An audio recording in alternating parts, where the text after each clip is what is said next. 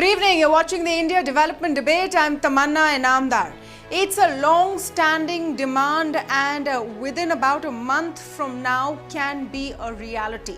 FSSAI, which is essentially the food regulator in India, has issued a set of draft guidelines which would effectively ban junk food from school canteens, boarding schools, and even from being sold within a certain distance from all schools. Furthermore, there will be restrictions on how free samples can be handed out to young impressionable children of such junk foods, largely categorized as high-fat, high-sugar foods. Now, it's a long-standing demand and it remains to be seen whether it will be implemented and how soon it will be implemented, because stakeholders have 30 days to come back to the government on how to roll it out.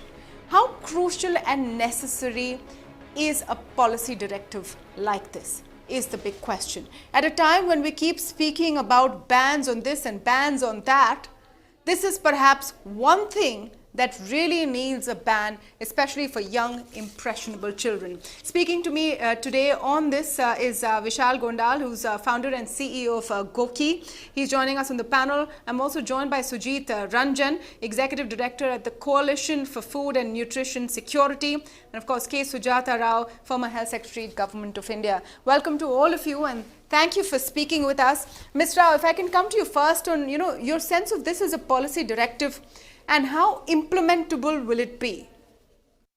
See, this is, as you rightly said, this is an absolutely excellent initiative taken.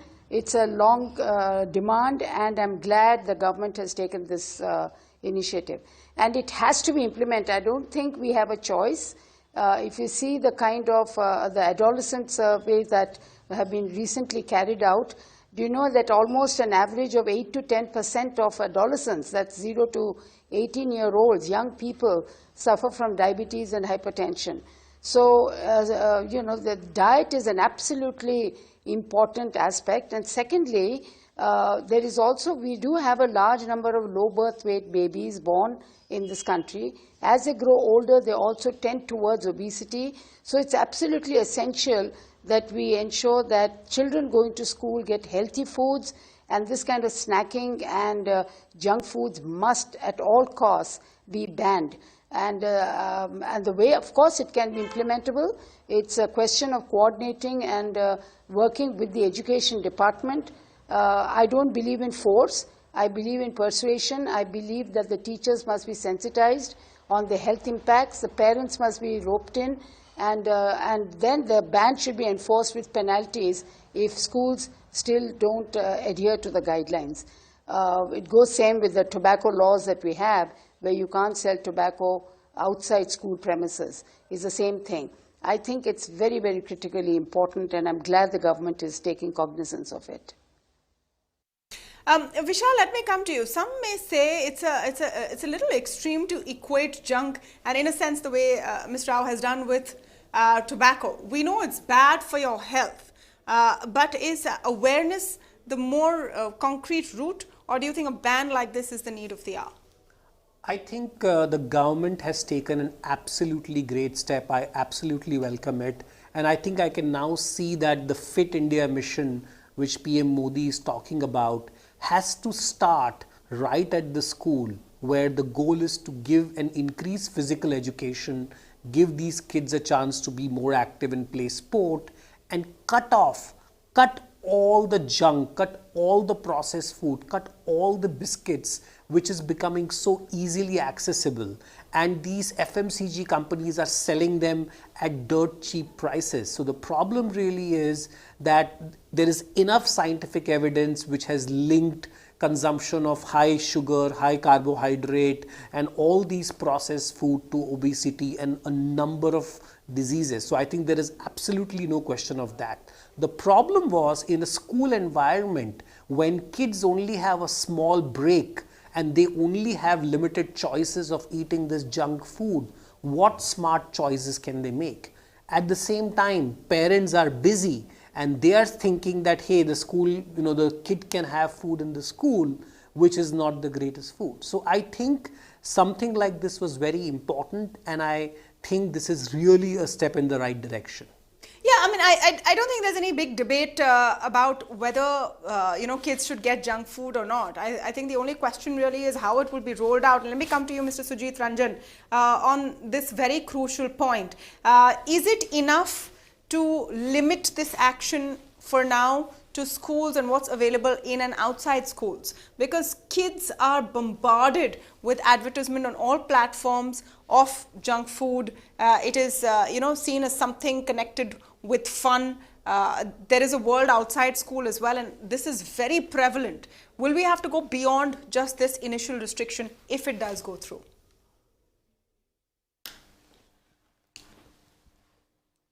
So thank you very much. The first thing, good food, good nutrition has the power to transform the present and the future generation.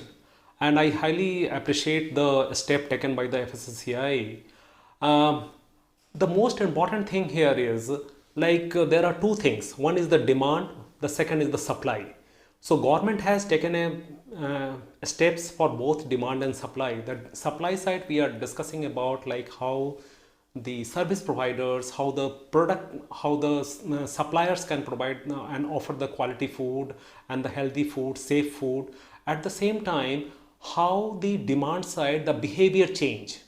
So behavior change like awareness generation among the parents, awareness generation among the teachers, and the awareness generation among the students, because this is the high time when India is suffering with the triple malnutrition. This is the challenge that the triple burden malnutrition we are having in our country.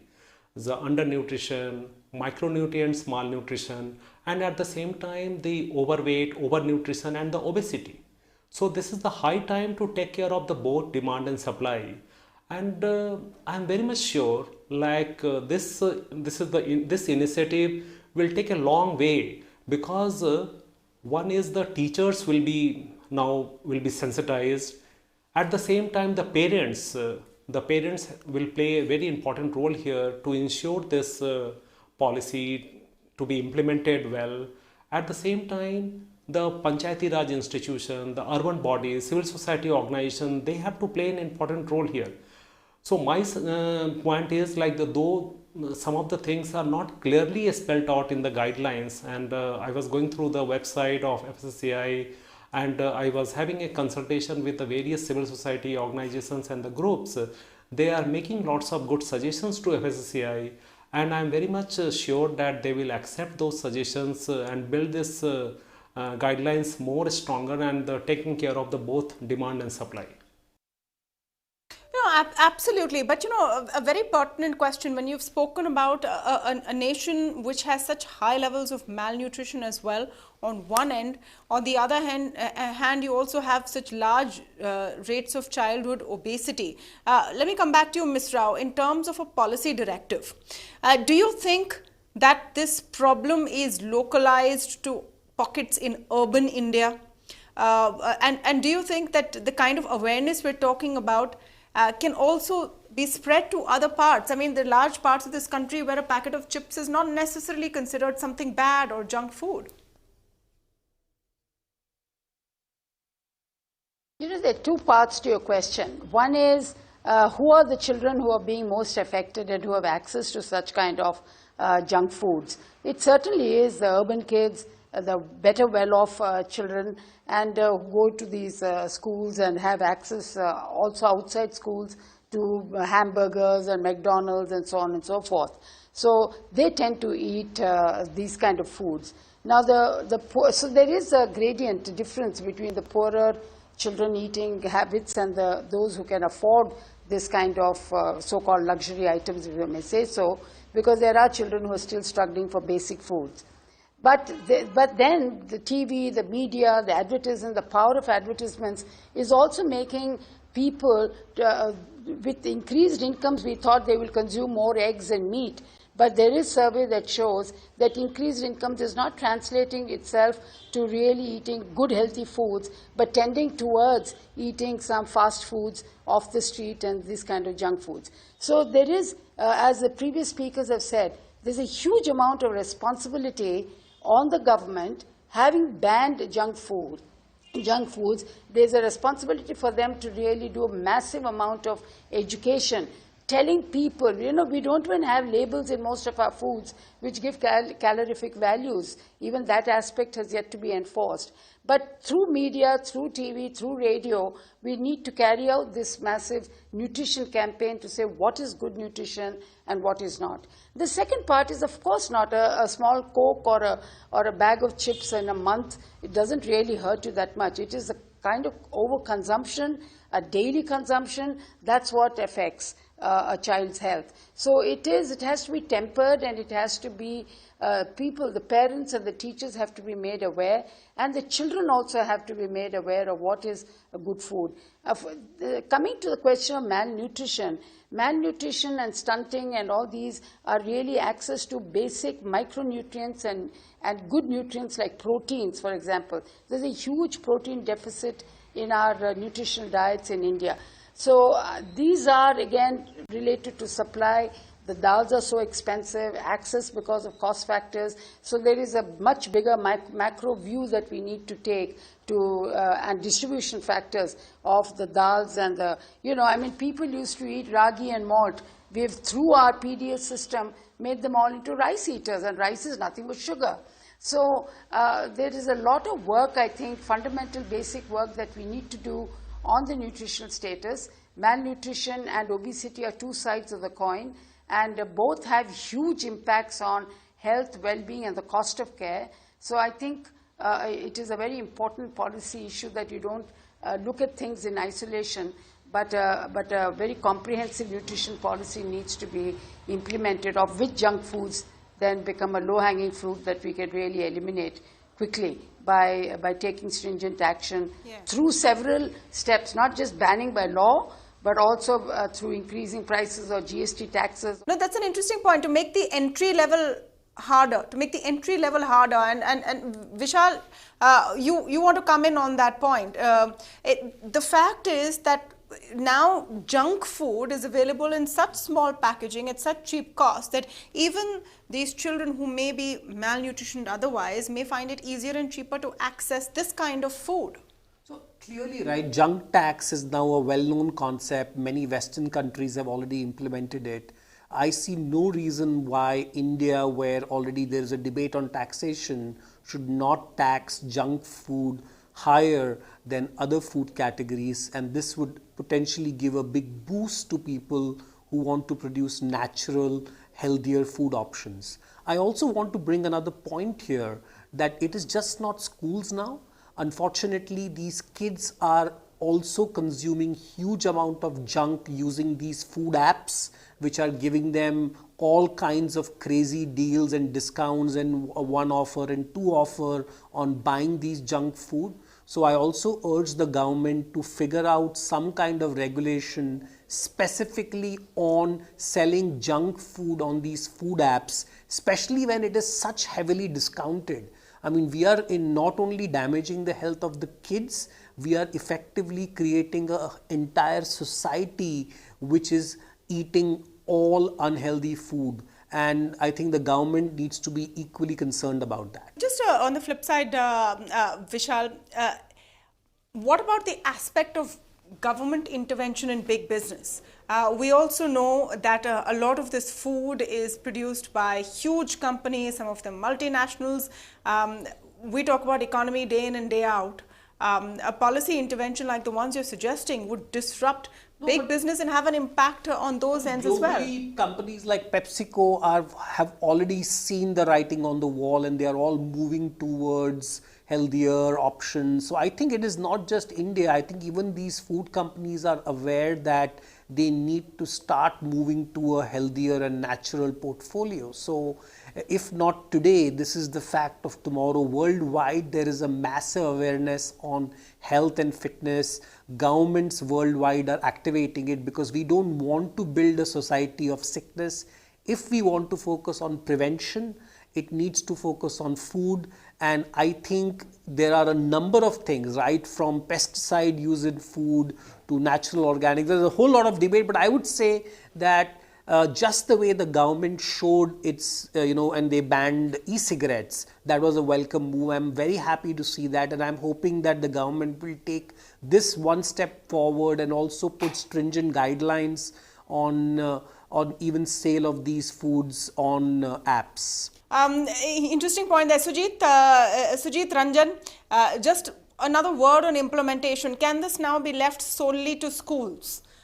Because in the current draft guidelines, a lot of focus seems to be on schools and schools implementing it. But at the end of the day, schools, account for 6 to 8 hours of the child's day. There is a lot more, places and opportunities to be exposed to this kind of junk food. And as Sujata said, once in a while doesn't make a difference. But, this sort of daily addiction sometimes. Do you think the government needs to go into those spaces as well? Or then will it become a bit of an invasion of the private space? So, see, I am making visit to all rural urban areas, and I have seen like the junk food, usually our understanding is only the urban people, the people those who are having money, they can have access to the junk food. But truly speaking, when I am making visit to all the rural tribal areas, the interior places, I have seen like the accessibility and the availability of this junk food is very much available there, and even the price wise it's cheaper than the healthier food. So I'm just trying to give a scenario like which I have seen, like even the children and the mothers, they are very happy to purchase the local chips and the drink the local food and the junk food, and they are offering to their children, because they have to travel 4-5 kilometers from the village, from the household, to get the safe or the healthy food. So this is the scenario of the food security, like how they can have access. So that is why there is a kind of multi-sectoral approach. It's not only the FSSAI is coming forward. I think it's a role of so many other sectors to come forward and play an important role, because food is an essential part of our lives, health, as well as well-being. So together we can make a difference, and we can see a kind of healthy India, healthy children. No, absolutely. But I think the big takeaway from what you're saying, Mr. Ranjan, is that you need a larger comprehensive food policy. And while the FSSAI guidelines are welcome, we'll wait and see how ably they are implemented when they hopefully roll out in a month or so. But it's not going to be enough. You need an awareness campaign, and you need to attack these kind of foods, possibly tax them at more levels than just one. With that, I want to thank all of you for joining us on debate number 1 on the India Development Debate.